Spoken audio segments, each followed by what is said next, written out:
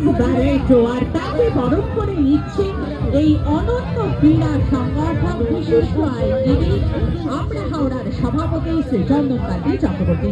Always good to be on the pitch, on the ground. You see a lot of people around the pitch.